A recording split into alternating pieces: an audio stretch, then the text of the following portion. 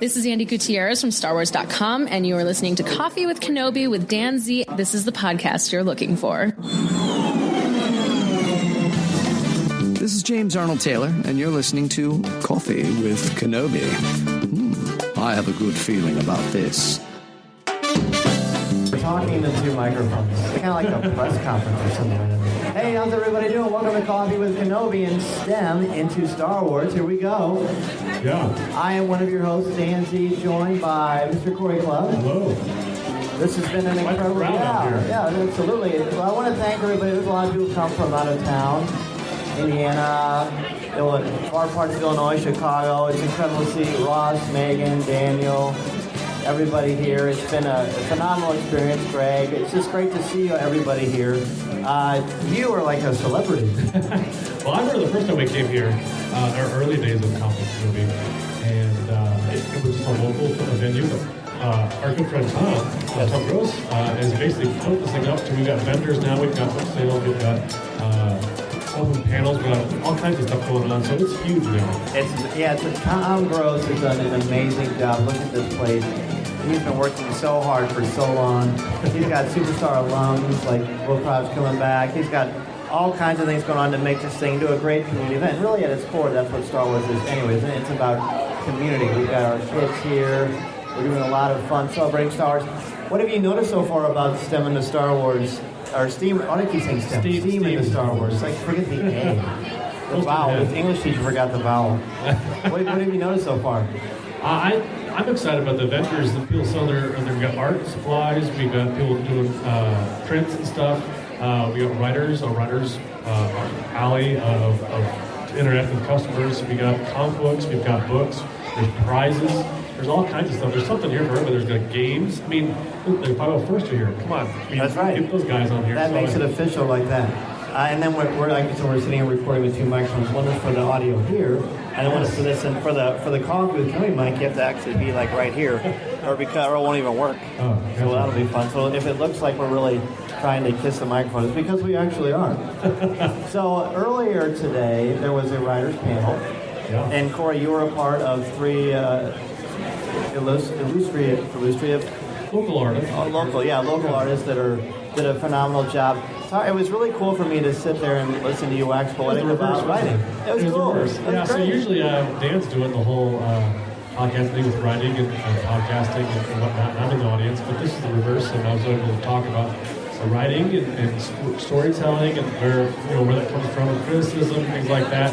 We didn't get that recorded, but it was a great interaction to talk to other authors and be able to just kind of talk about what you do, what writing is for me. And it's been fun to do that, and exciting. What was it like for you to, I'm assuming you didn't know the questions in advance. Does that kind of thing make you nervous? Some people don't like that. No, actually, having done Coffee with Kenobi for so long, it's just natural. I have no problem. I think I know the material enough to speak my mind and be able to enjoy it. I think it's fun to talk about. I think what's fun to talk about is the fact that that writing process is exciting, it's creative, and it's able to just let other people know about it if you're interested or if you're willing to give it a shot. So I think it's encouraging. I want to be encouraging to other people and let them do their thing. One of my favorite things that you said was when you were asked about criticism or when you get feedback, constructive feedback. Could you share with everybody what you said about that? Because I thought that was really a home run. Yeah, for feedback, you're going to take it. I think you're going to take good feedback and you're going to take bad feedback, but I think that helps you grow as an author. Anything that you're going to be able to do, in anything that you pursue, you're going to get somebody who's going to give you an opinion on something. I think it would take that, and it should challenge you, I think, to become even better and be able to just make your creative process grow. It's the only way you're going to grow, I think. Take criticism in the right way. And the other thing too, if it's too harsh criticism, let it go. It's like part of your creative process. And if you're somebody who wants to pursue that, write a story, then go ahead and continue to do that. And don't let the criticism get you down. I'm gonna try and get an exclusive from you. So, Uncanny Day is your first, not your first novel, but your first science fiction novel. Is that fair to say? Yeah, first young adult novel. Yes. So it was that was my most exciting story, I guess, so far. Is it true that it was inspired by Wesley Clubb? Is that true? No, not him, with my son. But How old were you when your dad wrote that? Any idea? I was 16. No, he wasn't 16. No, 2016. Yeah. Okay. Yeah. So younger. We should probably talk Star Wars now. We are. Yeah. You're a part of Star Wars. Yeah. You're on. You helped co-create Coffee with Kenobi. Let's switch to more concrete Star Wars. The Mandalorian. Have you heard of this show? Oh, Mandalorian, yes. So this guy might be the biggest Mandalorian fan I know. One of the great things Tom has done is people are able to tweet in their quotes, and they've been running continuously on one of our monitors here at WCHS. Yeah. And tell everybody what your quote was. I can bring you cold, or I can bring you warm, or I can bring you cold. Yeah. Why did you pick that one? It was awesome. I know that was the first episode of Mandalorian, and the way he delivers that line was like, I think it's his first spoken line in that series. I think that was just made his character so cool and collective, and just like a great line just to shut it down and say, hey, I'm here for business only, and come with me. So I love it. And don't look now, but the 501st is rapidly. don't look them in the eyes. This wouldn't be the first time I've seen Cory get arrested by a stormtrooper. It was in Celebration, I think. Look at these guys. Hello. Now these 501st guys, they've got actually Mandalorian held up over on their booth. I spied that when I came in. That was cool to see. These guys take hours and hours and hours and stuff. You've got a stormtrooper. I do have the Innovos armor. It's taken me forever to build. Let's hear it for the 501st. Wow, these guys are awesome. They're amazing. Yes, they're amazing. They're like family in many ways. They do so much for Star Wars. I'm not sure if you know the kind of the impetus for the 501st, but basically one of the things that they do is they raise money for charity. Yeah. And that's like their whole purpose. And they do a great job. They've helped so many kids over the years. And, you know, they make all of their costumes. Everything you've seen, they've actually made. Yeah. I mean, look at that. Can you imagine the detail that goes into something like that? Well, known fact, too, I know that Jon Favreau and the people working on Mandalorian actually had to have 501st Company come out when they were filming Mandalorian and had them actually in the film. So the Stormtroopers and some of the other actors in the film are 501st members, kind of basically needed genuine costumes that were filmed authentic, and got those guys online and were able to put the show. It's really cool. That's right. Well, speaking of The Mandalorian, do you have, and we may do a little more formal one later, but do you have a favorite episode from season 1 of The Mandalorian? You know, it's a tie. I like the first episode, but I also like the last episode. Interesting. For me, I see Megan shaking her head like yes. Don't worry, Megan. We're going to do anything too. I would say mine's a tie between the first one and the 7th one. The 7th one was The 7th one, Deborah Chow. Yeah, the wonderful cliffhanger. It had it kind of brought everybody from the first couple episodes back into the fold, made it full circle. I thought it was a really tight, constructed narrative, and they were nice to the child. So that's why the 8th one is. I can't even talk about the beginning of the 8th episode. Well, what was it for you? I mean, coming off of Mandalorian, coming off of Rise of Skywalker, came out this past month or last year. It's January now, so. But coming off of both those films and going into a new year, a new season of Star Wars coming up for the Clone Wars on Disney Plus. You as a fan, how does that transition work for you? Having seen the film and a TV series now, and moving into kind of this silent period of no films coming to screen. I'm so glad. The silent period is interesting because Star Wars will never be silent. Disney has seen that. Yeah. There's a 3-year hiatus on the movies, and I'm very okay with that because I think it's good to take a break and breathe and sort of take stock of the franchise. Mythology is so heavy anyway. And there's a lot to digest, a lot to process. So I'm grateful for that. And Disney Plus and the novels and Galaxy's Edge have made it so that there's really not much of a break. I mean, Star Wars is ubiquitous. That word was used in your writer's panel. If you had to pick, okay, let's look back to 2010. You've got The Rise of Skywalker, Star Wars Celebration Chicago, and you've got Galaxy's Edge. So, what did I miss? Rise of Skywalker, Galaxy's Edge, The Mandalorian, Star Wars Celebration. What's the highlight for you of those 4 things? Well, if you guys have been following us online, I was able to take a trip to Disney for Galaxy's Edge, and we did the Rise of Resistance, the ride that opened up last year, and that was incredible. That whole experience was fun because I think for a long time I didn't know if I was going to be able to go to Galaxy's Edge, and I've been back twice now, so it's fantastic. I told you it was going to happen. And it did happen. I did. In a big way. Yeah. So I think that experience was a very big highlight for my fandom, and being able to just do that experience with my wife too. So that is your highlight over The Mandalorian? Yeah, I think so. Wow, I didn't expect that. I'm glad. Well, it's How about for you? I mean, you've been the man of the hour, or man of the year, if you will. When Coffee Kenobi, you had artists come out with Chicago Tribune. You built a red carpet, or blue carpet, I should say. You met some guy named Han Solo or Harrison Ford. Somebody. Yeah. So for you, what is it like for going through that kind of a year, looking back and seeing what you did? What's a highlight for you? What's kind of like a big stroke in what you're painting as a picture for your fandom? That's a good question. I mean, of course, Harrison, besides the birth of my children and getting married, meeting Harrison Ford is pretty spectacular. I mean, that's something that I will never forget. I will treasure that forever. It was a good 5-minute conversation, and that was great. But when 2019 started, I said to my wife, because we try to make goals every year about what I want to do with this show, or what I want to do, just Mr. Dan Z and Dan Z Media.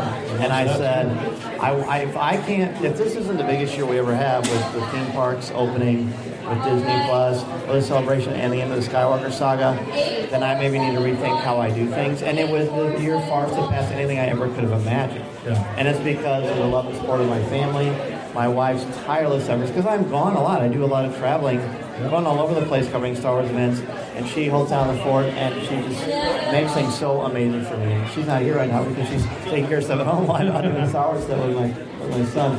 So that's great. Seeing Galaxy's Edge was amazing. But sharing all these things with you, with Tom, and with our Coffee with Kenobi listeners is just the best. Like when I feel it, when I think it's like I'm with family. I mean, Daniel came from Chicago to be here, and I think that's amazing. Megan is you live in Wilmington or Normal? Oh, you live in North? Did you used to live in Wilmington? Okay, that's why I'm confused down. Well, Megan, why don't you come on down? We're gonna. One of the things I like to do in my classroom is put people on the spot because I think it brings a more authentic reaction to things. Go ahead and introduce yourself. Hello, my name is Megan Cullinan. I am part of the Fantha Tracks group. I also podcast with Unmistakably Star Wars, and I have my own podcast called the Spark of Hope podcast. Yes, you do, and you've been quite prolific in your own right. You did a big thing with the Coles, didn't you, with Amira? I did. That sort of started my whole social media thing because I really wasn't on, and I joined Twitter I don't know how long ago, and I really didn't do much with it. And somehow Coles got a hold of me and was like, hey, so this was when The Force Awakens was coming out. They're like, we're doing a new Star Wars line. Do you want to come to New York City and model these Star Wars clothes with other awesome female Star Wars fans? And so I got to go to New York for a day and got to be on some promo stuff for Kohl's, and it was the most amazing experience. That's the only time I've ever been to New York City, and it was for one day. And it's a super cool thing because you get to experience things from a different point of view, from a surreal point of view. And one of the cool things about that experience is you get to meet a lot of people from the community.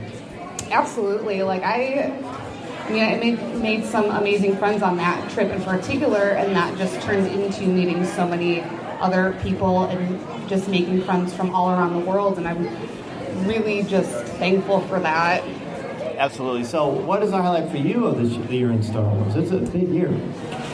I mean, to sort of come from what I just said about, making a lot of friends, Star Wars Celebration in Chicago was probably the highlight of my year because I was meeting people that I had interacted with on Twitter and Facebook for the very first time, and it was like we had been friends forever, and it was just a really beautiful experience. And that was where we met the first time, and we have an interesting connection, which I found out last. I'm really into musical theater, and I'm very involved in the theater community where I live, and the director, I did Joseph, The Amazing Technicolor Dreamcoat 2 summers ago, and the director knew Dan, and she made this gift for me, and had some advice from Dan to put in that really nice letter of hers. So it was really cool to finally get to meet you, and we didn't know we had this connection. Yes. So I love, and they're like the nicest people. They're the best people in the world. And then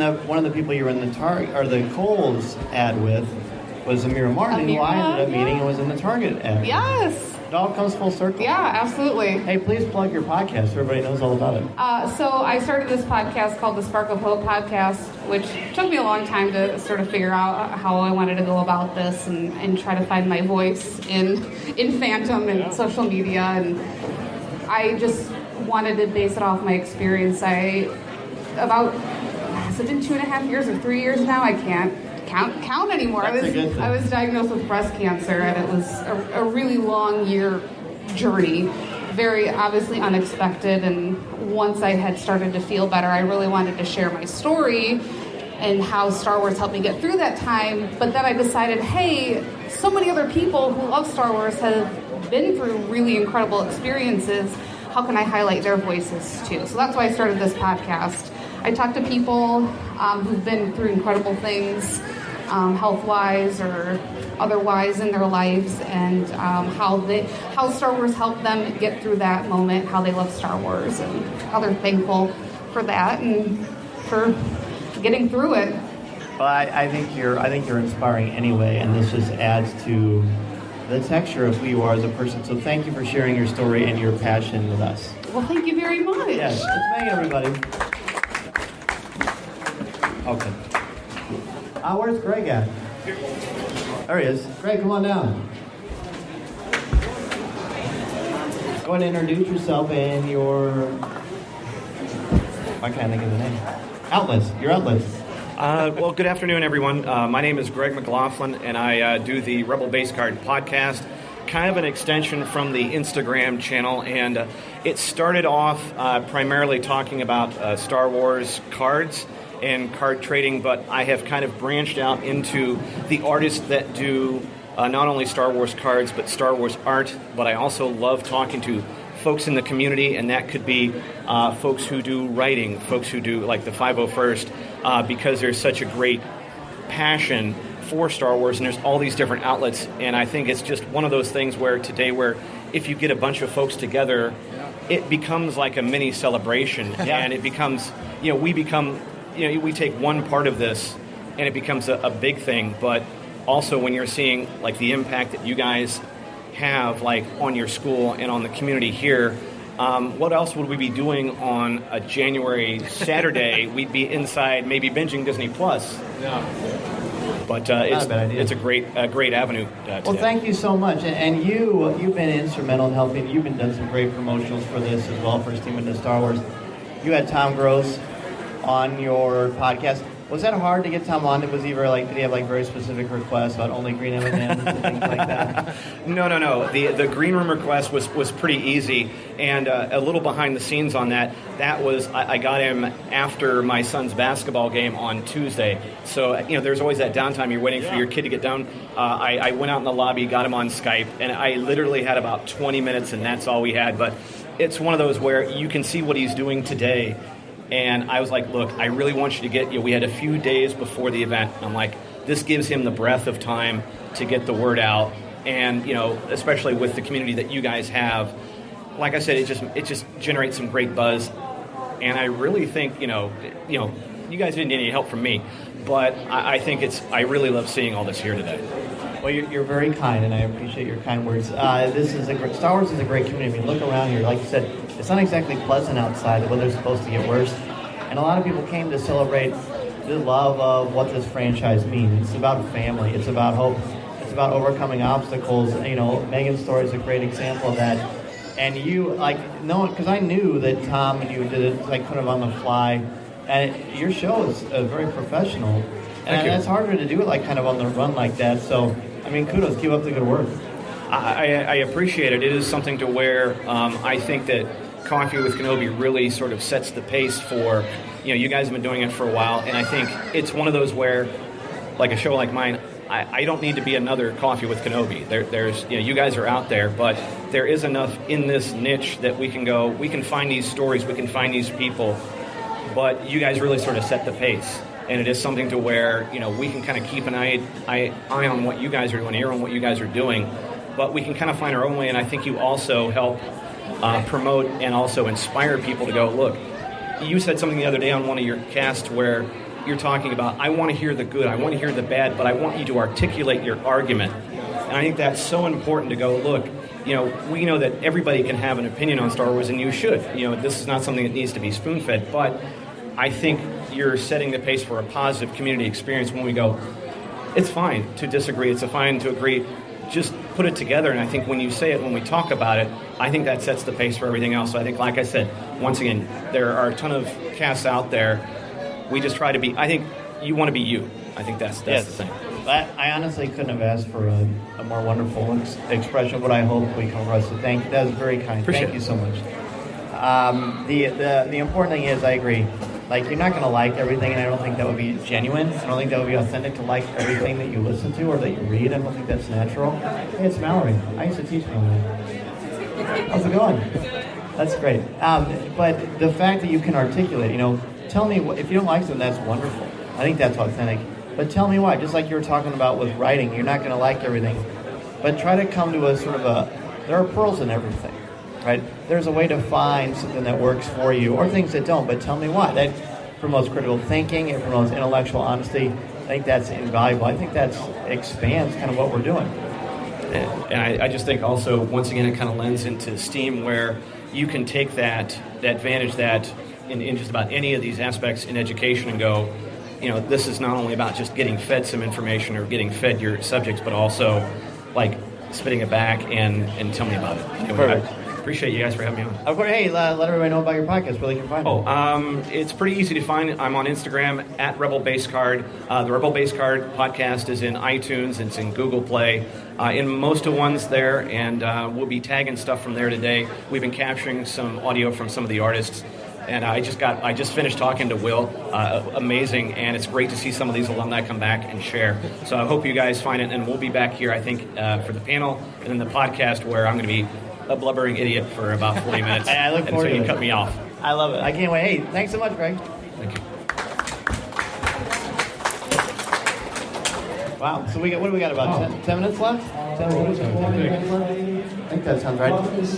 Anything you want to add to that? That was great. I mean, I'm excited for this whole event in itself. Said, like, there's so many people to talk to. This thing is places, whether it's cold outside, it's buzzing in here. I mean, it's got it going on. Tom's done a great job. Kudos to him and all his efforts and his hard work. It's so cool to see people, walk around. We have people dressed up. We got people, kids, from all different ages, obviously, are here celebrating, having fun. This is like a mini celebration. It really is a mini celebration. I think it's wonderful. Who here went to Celebration Chicago? Anybody?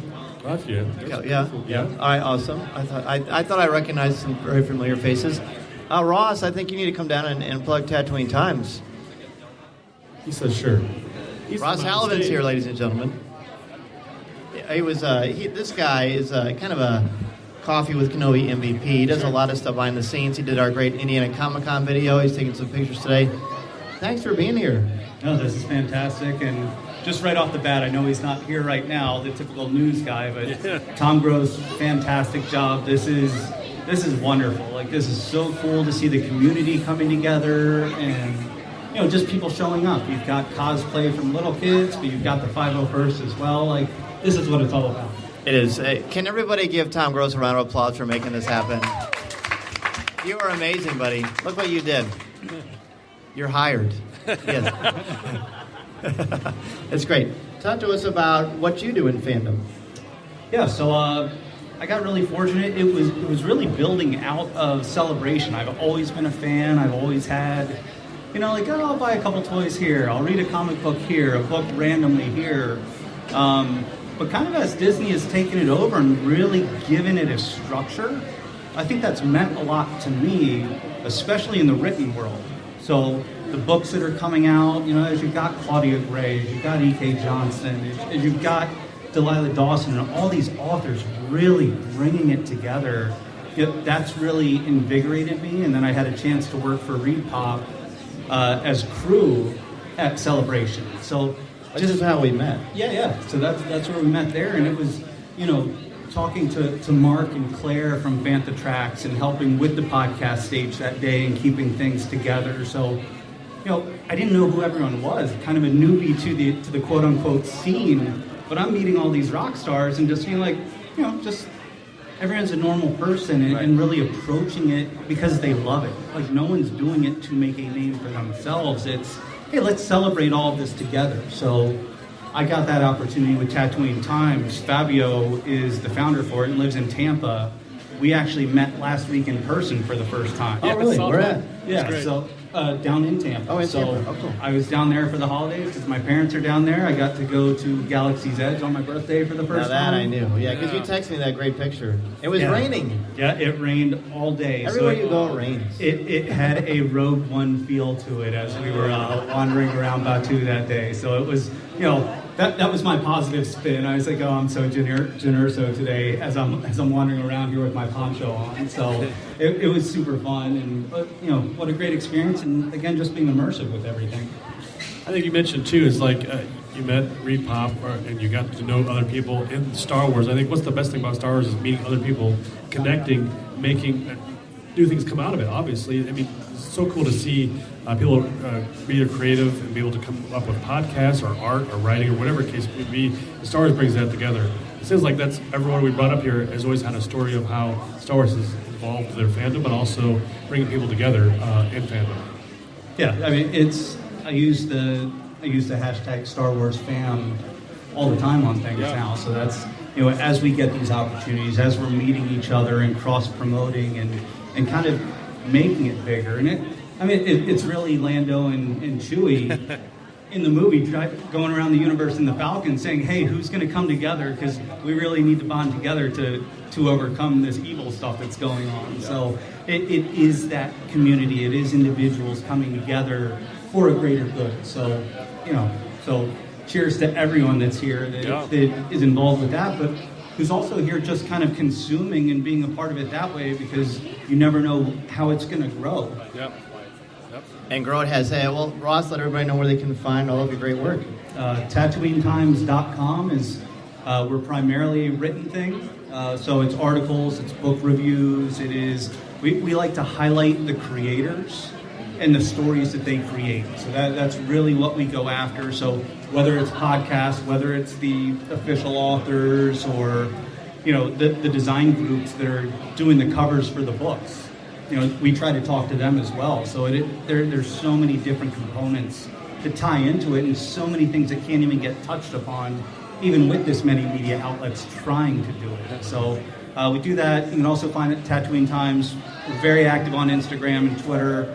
Facebook, we'll post some things just because you have to on Facebook, but get that engagement out of Instagram and Twitter, and then definitely tagging you guys on everything. Oh, thank you. As much as we can as well. Oh, hey, we appreciate all you do. Thank you so much, Ross. Let's hear it for Ross. Thank you, guys. Okay. So I think we're almost out of time, but we've got, as you can see, I've got quite a few things here to give away. Swag. Yeah, a lot of swag. Does anyone like free stuff? And raise your hand if you like free stuff. Great. How about this? Let's form a little line over here, and I'm going to ask you, or Cory's going to ask you a trivia question. Oh. And if you get it right, or even if you don't, you're going to get a prize. All right, so no pressure. We'll help you. Come on down. Up. There he is. Let's form a line. Yep. Hey, go stand over here so everybody can see you. All right, what's your name? Austin, do you love Star Wars? Yeah. What's your favorite Star Wars movie? Attack of the Clones. Okay. Right answer. All right, okay, so let's see. Should we come up with a trivia question for Attack of the Clones? I think so. All right. What is the name of the bad guy that fights Yoda at the end of Attack of the Clones? Count Dooku's the right answer. Nice. Good job. All right, what would you like to have? Lots of goodies here for you. You want to get the next one? Sure, I'll get the next one. All right. This guy looks like serious business. Here, take the mic. What's your name and where are you from? Wesley Clubb. Okay, what's your favorite Star Wars movie? Probably not a movie, but I feel like I enjoyed Clone Wars. Clone Wars. Favorite Clone Wars. Okay. All right, Clone Wars. Let's see. What, Ahsoka, right? Ahsoka's in Clone Wars? Yes. What do Ahsoka's tattoos mean on her face? Say again. What do Ahsoka's tattoos on her face mean? I'm not sure I even know that. I don't know that question. That was my son. That was so I had not to fair. give him a hard time. Man, Let's see, what a Clone dad. Wars,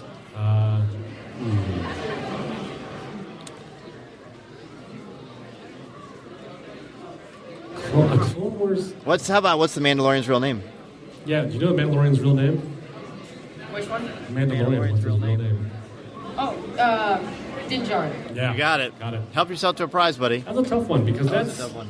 that's fairly new information. Man, What if it's like if he's not your son? Wow. Yeah, that's right. You look out. It's Very good. coming hot and fast. All right, who's next? Come on now, buddy. What's your name? Awesome. Are you a big Star Wars fan? He's got a Star Wars. Is your mom a big Star Wars fan? She was a real troublemaker in school.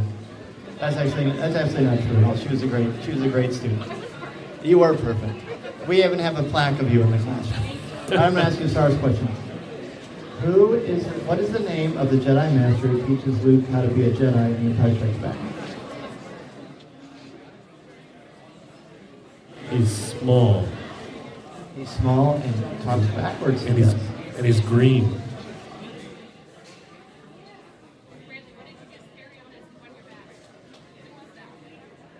Mom's helping. That's okay.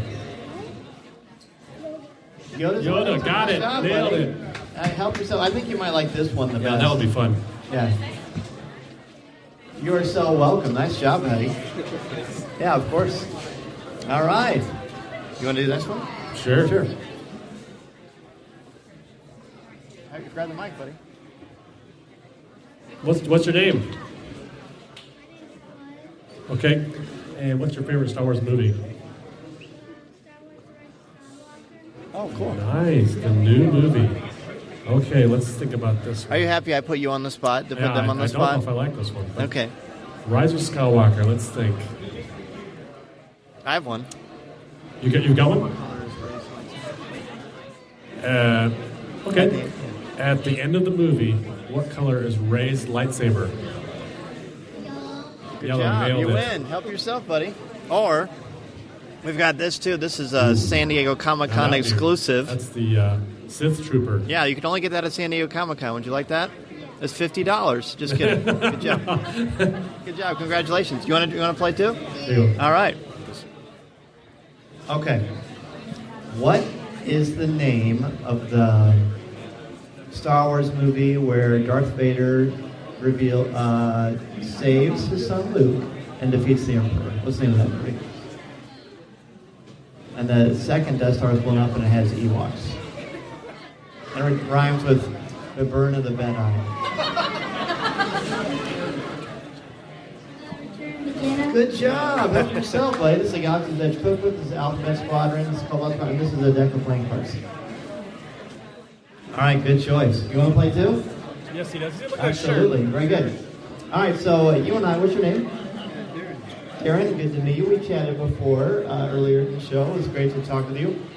So, you've been a Star Wars fan your whole life, right? Yeah. Yes. What is your favorite Star Wars movie? It's Yeah. hard to pick one, of course, but I have to say Return of the Jedi? Yeah. Okay, it's a good choice. It's a good choice. How about this? What year did the original Star Wars come out? 1977 is the right answer. Nice job. Help yourself. Yeah, of course. Mason? Oh, yes. Do we have anybody else who wants to play this game? Do you want to play a trivia game? No? Okay. Does anybody else want to play? We've got 2 prizes left. No, it's a we have a Galaxy's. The prizes are free. Galaxy's Edge cookbook. See, I knew that would work. We've got a burgeoning Disney podcaster here. I like it. So, what's your name? My name's John. All right, buddy. I'm going to ask you a Star Wars question. Are you ready? Tell me kind of the field you'd like me to ask you a question about. The type of what? Sorry. What kind of question would you like? Movies, theme parks, He's got a animated, Disney hat on. I see a collectibles? Disney question. An easy one. I don't Okay. He's got a Mickey Mouse hat What on. year did Walt Disney World open? know. 1971. 1971. Good Nice. job. You got it. Thank Congratulations. Thank you. That's right. We'll be watching your career with great interest. Yeah, it's good. It's got some good fiction. All right. One book about this is Alphabet Squadron. This is a book that ties into a Marvel Comics series. It's got the sequel comes out this year. Yeah, the sequel comes out very, very soon. Anybody want to try to win this book? It's a free Star Wars book, and it's also got comics in it too. But it's pretty much an adult novel, I would say. Oh my, this is serious. You want to try? What's on his? He's watching He's got Moana. the phone down. It's serious now. Look out. All right, buddy. Here's a tough question for you. What's your favorite Star Wars character? Who's your favorite Star Wars character? That is actually mine too. Here you go. Congratulations. Your mom made that to you every night. Hey, thank you so much, everybody. You can find Coffee with Kenobi each and every week wherever you find podcasts. You can find us on Twitter, on Facebook, on Instagram. This is Cory Clubb, my co-creator, and he is an amazing designer. Be sure to look up his work. He would be happy to reach out and help you out with some things as well. It's good to have you back on the show. It's been fun. Live, that's great. Yeah. Hey, thank you so much, everybody. Have a great day. It's Demon to Star Wars. Thank you. This is Vanessa Marshall, and you're listening to Coffee with Kenobi.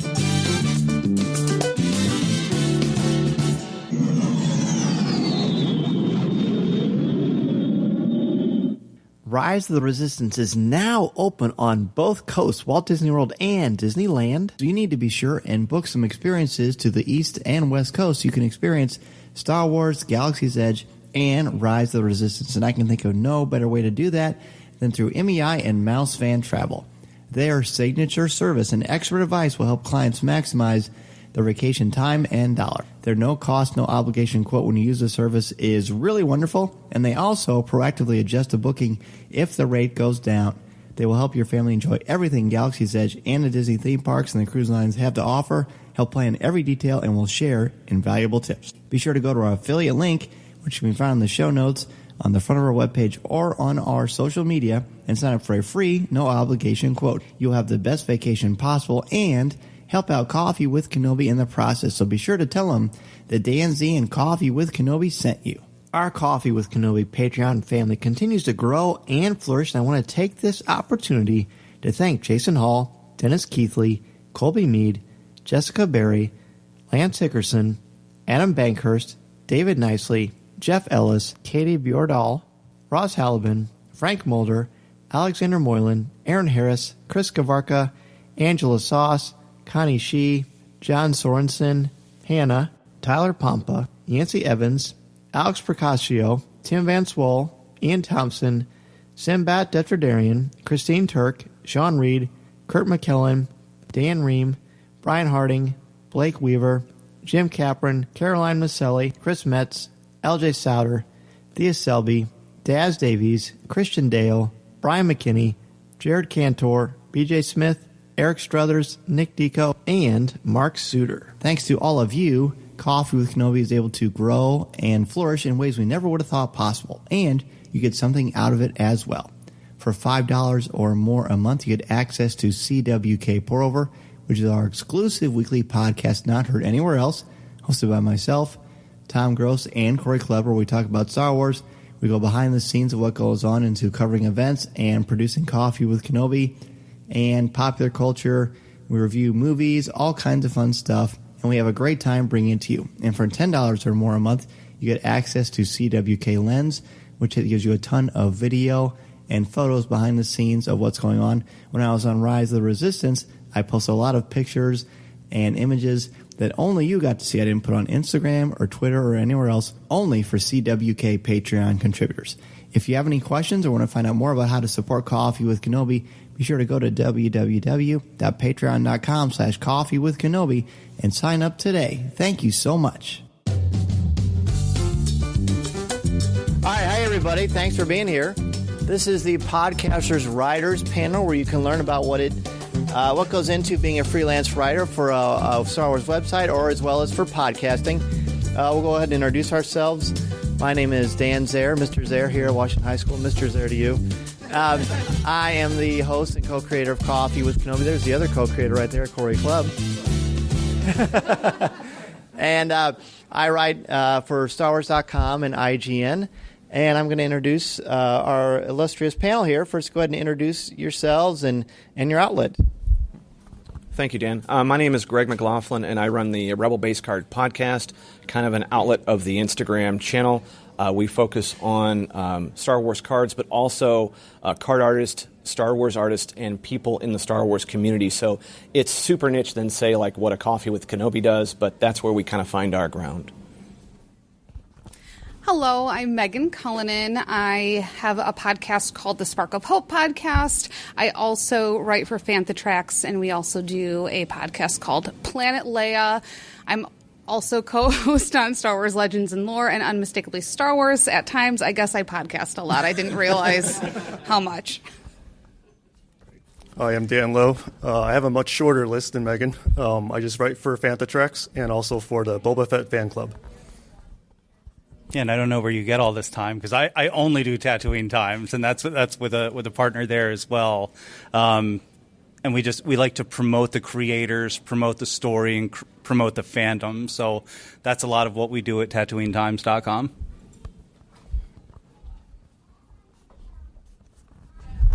I love it. See, this is a good way you see it this way because podcasting takes a lot of work. Writing takes a lot of work. It's not all nice and clean and neat. Sometimes there's a lot that goes into it.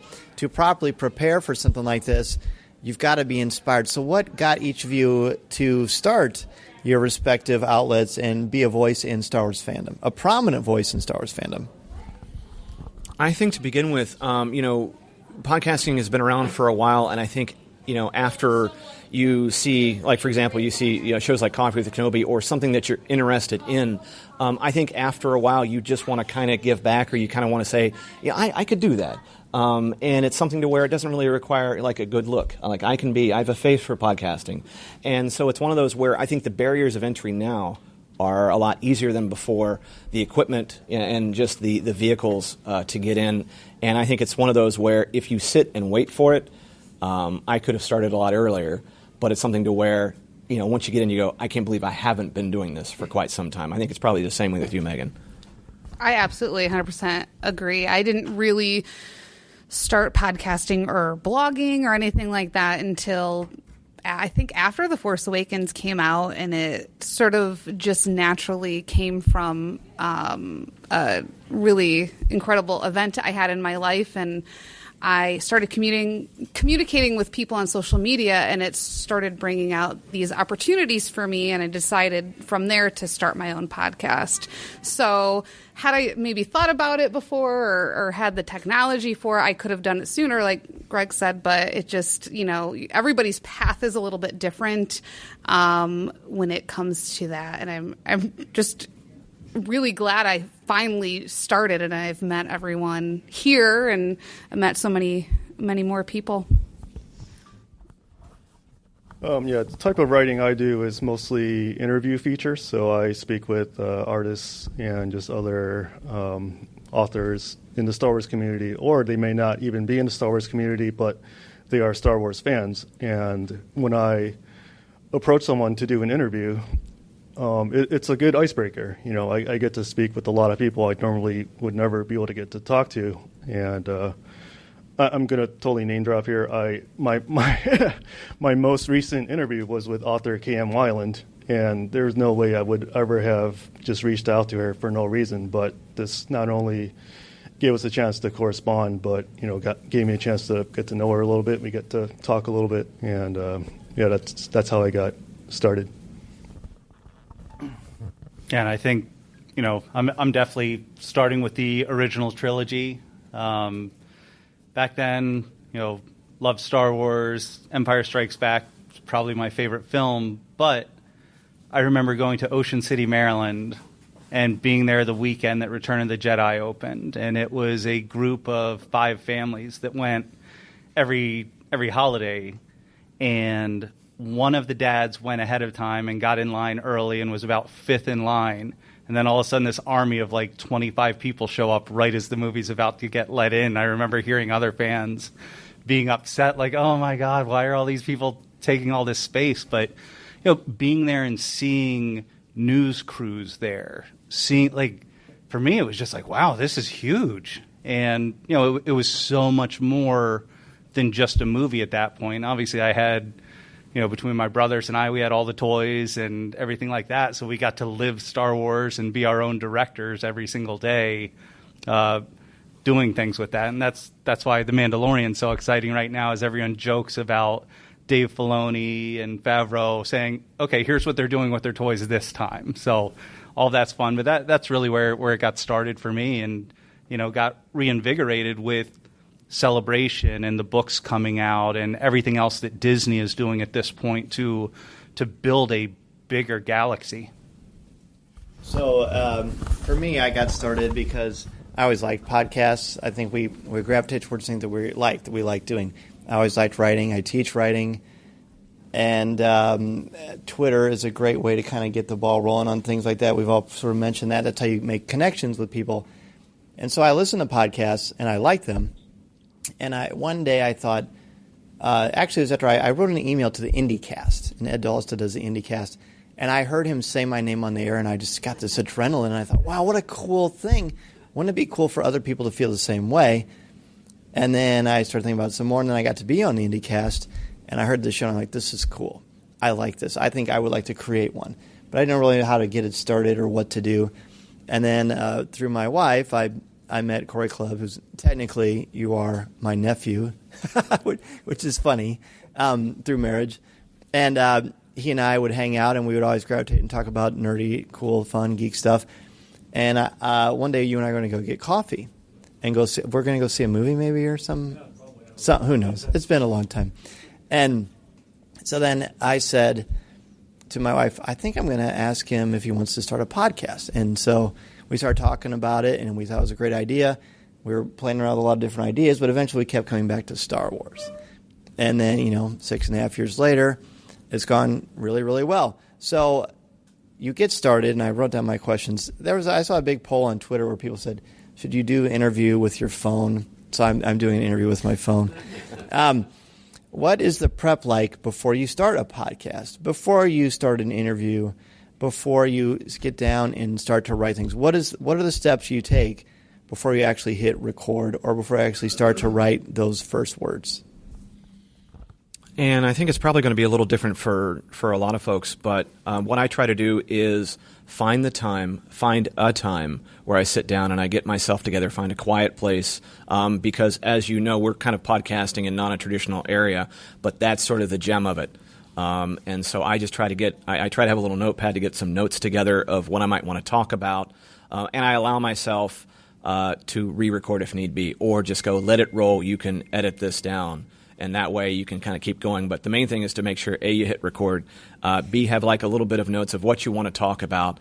And especially if you're trying to do guests, you may have to track down more than one. I think that's the thing that I have found is like have several fires going because you never quite know who's going to be available. None of this is our full-time job. And so you just kind of have to, when the moment strikes, you have to go be ready to stick a mic in somebody's face and go, let's just roll and go from there.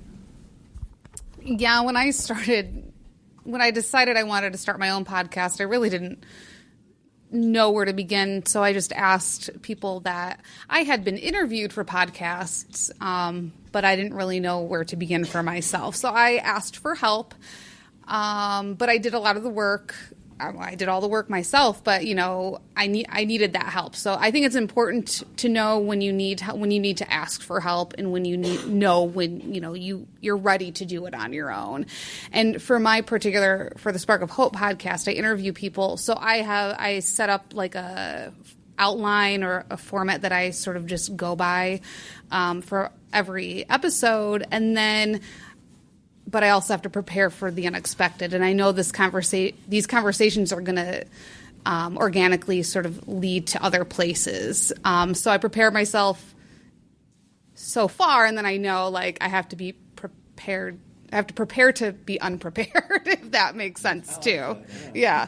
And it's turned out, for the most part, really great. I mean, I've had these conversations with people where I didn't know it was going to go to these places, and it made for a really amazing episode. So I think it's knowing what you can what can you do beforehand? How can you mentally prepare yourself, and then also be in the moment of recording? Yeah, as far as people I talk to who I interview, I do have to research them. I can't just go in cold and have no idea who they are. So usually it's somebody that I know of. I rarely bump into someone and say, hey, can I interview you? Most of my pieces are done through email. So I send them an email of questions, and then they respond with the answers. I also make it a point to watch or read their past interviews, and I try to pick out the common questions and make sure I don't ask them, because they've probably answered those questions 1,000 times. I don't need to add to that, so I try to figure out questions that they've never been asked before. And I personally always include 2 standard questions of my own. One is, what advice would you give to someone who wants to do what you're doing? And the other one is, and some of these people are really accomplished, but I always ask them, what is your dream goal? Because I want them to focus on what's next. And I think that's how we all grow. Yeah, I think preparing for any piece of content, so whether you're doing a feature film, whether it's a podcast, whether you're writing your own article, there's so much legwork that needs to be done up front, and it helps to be passionate about it. If it's just a job, it's a little bit harder probably to do. Like, a lot of my background with media was in professional sports for, a couple decades. So building out that way, and talk about preparing to be unprepared, that, you never know when, hey, this just happened, or this breaking news happened during the middle of the night, and you have to wake up and change out 20 things on the website before people are waking up that morning to do it, or to visit the site. So I think always preparing, that's what it is. Producing is so much harder than actually being the talent once it's rolling. And so many talent that I've worked with, high-end talent, that they're their own producers in certain ways as well. So you get different levels of who's working, knowing who's going to come prepared, who's going to be prepared in different levels of things. So, but I mean, I think for anyone who's in the room right now, just get out and do it. Like, that's how you learn. Like, I've made way more mistakes than I've ever had victories. So but any victory I've had has come from the mistakes that I've had, whether it's writing, whether it's requesting an interview, whether it's any of those components. It's get those repetitions, and some are going to be great and some are going to be a little bit tougher. But, don't get down on it. Go after it. Make sure you love it. And, that's the way to come up with a Coffee with Kenobi that builds an audience like this, with a Fantha Tracks, with Rebel Bass Card, is you've got all of this, positive energy, and you're sharing it. So it's easy to put in that little bit of extra time, or a lot of extra time, to pull it off. Well, talking about, asking questions that, people haven't heard before, you probably had it more difficult than any of us, because you worked with the Washington Redskins and professional athletes and people like Deion Sanders. I mean, this guy's very humble, and you've done some incredible stuff. I mean, how do you ask questions that have not been, so especially like right after a game or something like that? Yeah, so I have, I want to say it was 16 seasons with teams, I went to the playoffs one time.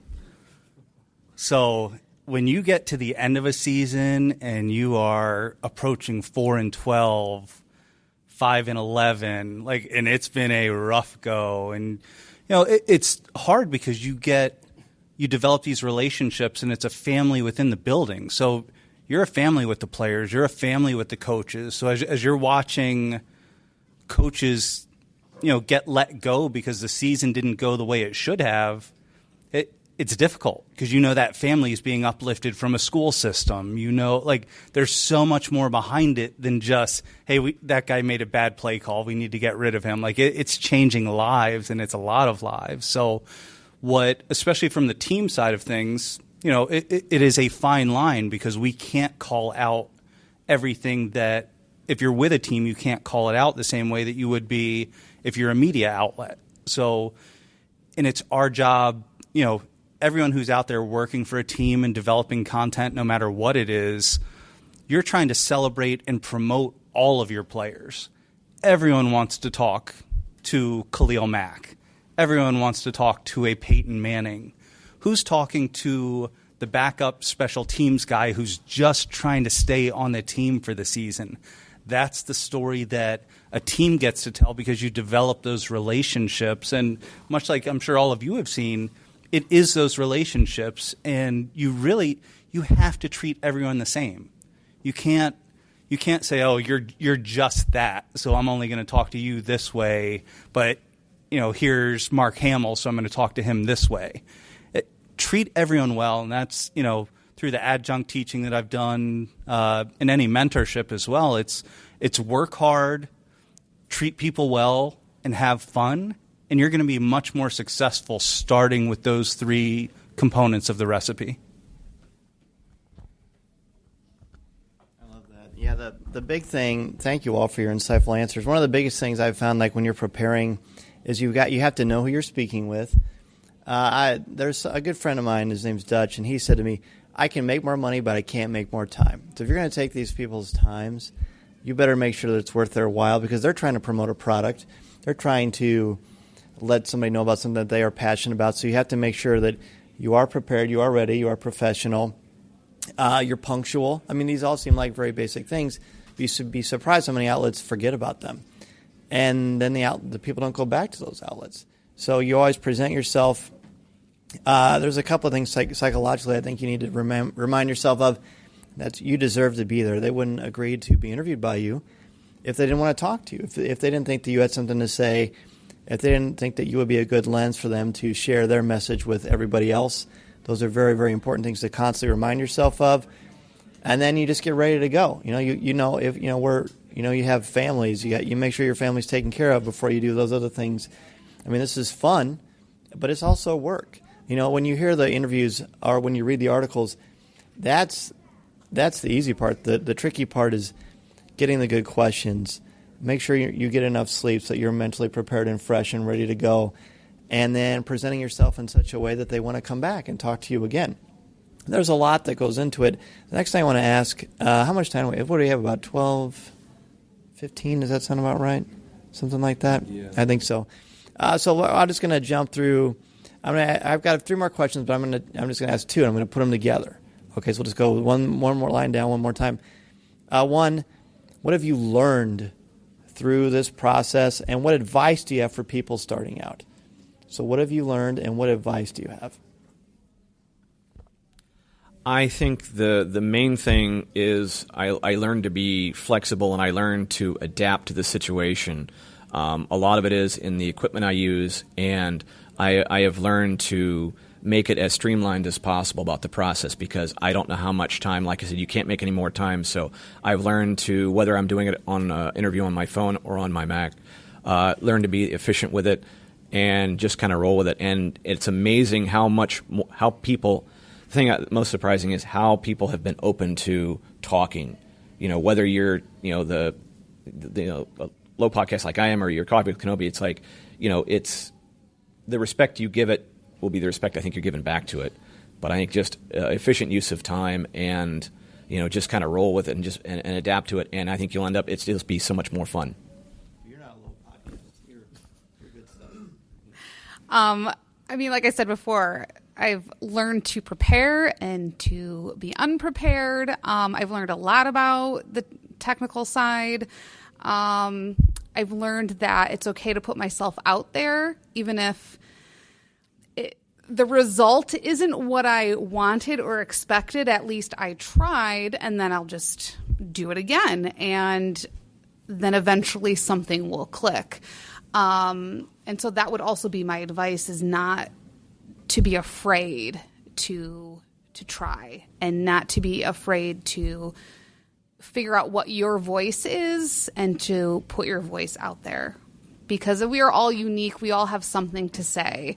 And I struggled with that, I think, a little bit before I started my podcast. And then I'm like, you know what? It doesn't matter if I have 20 listeners or 200 listeners or 2,000 listeners. This is something that I want to talk about, and I know somebody will get something out of it. So, and that, I think those are the things you kind of have to think about and to not be afraid. So as far as what I've learned is the effectiveness and importance of taking breaks.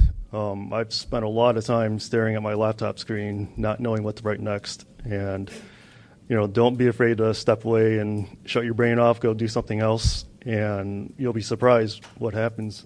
Albert Einstein has a pretty funny quote where he says, "Why do I get my best ideas when I'm in the shower?" So it doesn't have to be the shower. It can be something just not related to what you're doing. And as far as advice, I'm just going to echo what Ross said. Don't be afraid of making mistakes. Don't be afraid of failures. I think action is the key to making progress. Don't wait until you feel like you're ready to do it. Just get started. If you want to do it, just go ahead and do it. Yeah, it's funny. Fabio, who started Tatooine Times, he lives in Tampa, and a lot of times our meetings are as he's commuting home in Tampa and I'm commuting home in Indianapolis. We're talking in the car over Bluetooth that way, and that's kind of where our meetings would start. But even just the other day talking, it doesn't happen overnight, and it's building, but it's building with a purpose, and doing things the right way.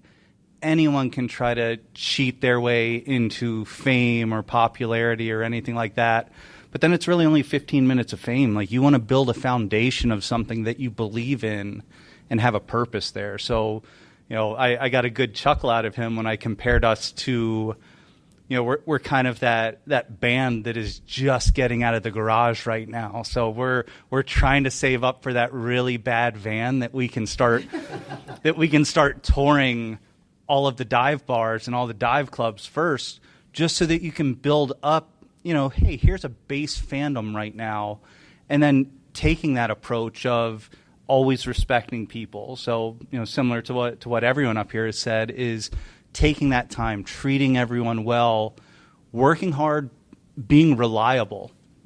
Whether you're telling a student that, whether you're telling a worker that, whether you're telling anyone that, be a reliable person that people can count on, and you're going to get more breaks going your way more than likely. So I think it's really taking that garage band mentality of work hard, get in front of everyone, show them what you can do, and then refine your craft as you go.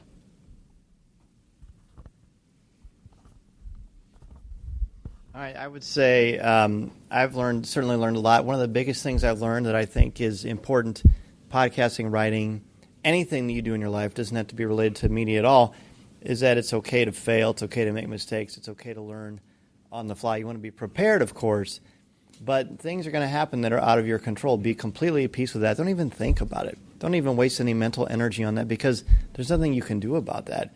You just be your best authentic you.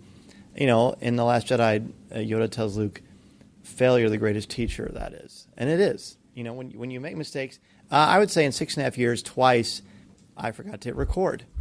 And let me tell you, that stings. And the most recent time was 3 days ago. So it still can happen. And when it happens, you just, you hope your guests are understanding and that they'll want to come back. And fortunately, that has been the case. So you're going to make mistakes, and that's okay. You don't have to be perfect. You just have to be you. I think another important ingredient to this, and this goes into advice, is that take what you're doing seriously, take your audience seriously, but don't take yourself seriously, right? You're not perfect. You're never going to want to be perfect. You shouldn't want to be. You can't affect how people are going to evaluate you or what they're going to think of you, and that's okay. Just be yourself. The biggest challenge, I think, starting in these situations is to be unique and to find a voice. And what am I going to do that's different? What am I going to say that's different? What do I have to offer? What you have to offer is yourself. You're you. Nobody else is you. That is authentic. That's what people want, and I think that comes through. When I make a show, when I write something, I think, what would I want to listen to? What would I want to read? So that's what I do, because that's what I know, something that I will like. You hope other people like it. You really do. I think if you put yourself into something and don't try to be anything else but who you believe and who you are, then good things happen. And that's really what matters. Like you said, whether you have, I mean, when we first started the show, it took us a month to get 100 downloads. And we were thrilled. We were absolutely thrilled because people were listening to us. That's powerful. People want to be heard.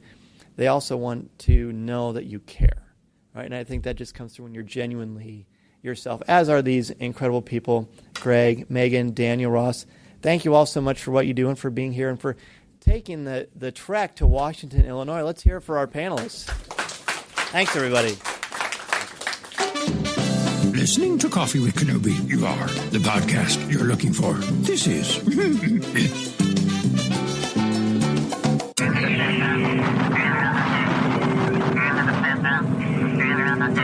As we close out the show, I want to thank our CWK sponsors, MEI and Mouse Fan Travel and One Nation Coffee. Please support them the way they support our podcast. And remember to listen to new and archived shows of Coffee with Kenobi wherever you listen to podcasts, including Apple Podcasts, Google Podcasts, Spreaker, Stitcher, YouTube, iHeartRadio, SoundCloud, CastBox, Deezer, and our website, www.coffeewithkenobi.com, or wherever you enjoy listening to your favorite shows. And if you listen to the show through iTunes, please leave us a review. You can also find us on social media. In fact, please follow us on Twitter and Instagram, give us a like on Facebook, and check us out on Pinterest. In addition to the places I just mentioned for Coffee with Kenobi, you can find me twice a month on the podcast Looking at Lucasfilm, part of the Jim Hill Media Podcast Network, as well as on Twitter at Mr. Zer, MRZEHR. You can find my writings on CWK's website, as well as StarWars.com and IGN, where I contribute articles on Star Wars, as well as other popular culture topics. Don't forget to check out www.patreon.com/coffeewithkenobi to support our podcast and help us keep the lights on here in the Coffee with Kenobi studios. Our Patreon page is where you can listen to our exclusive weekly podcast, CWK Pour-Over, hosted by me, CWK newsman Tom Gross, and Coffee with Kenobi co-founder Cory Clubb for just $5 a month. There are also options for behind-the-scenes videos, photos, t-shirts, and more. Plus, 10% of your monthly contributions go directly to the St. Jude Children's Hospital each month. Thank you to all of you for currently supporting us on Patreon, and thank you for considering becoming a member of our Coffee with Kenobi Patreon family. And if you are considering starting a podcast or blog, let me know how I can help you get started and help you make your creative vision a reality. Be sure to check out my all-new venture, danzmedia.com, and we can get the process started. I am also available to come to your school, conference, business, or organization, talk about how to tap into your strengths and help you bring out your very best. This podcast is not endorsed by the Walt Disney Company or Lucasfilm Limited. It is intended for entertainment and informational purposes only. The official Star Wars website can be found at www.starwars.com. Star Wars, all names, sounds, and any other Star Wars-related items are registered trademarks and/or copyrights of Disney and their respective trademark and copyright holders. All original content of this podcast is the intellectual property of Coffee with Kenobi unless otherwise indicated. This is the podcast you're looking for. There's no one here. Move along.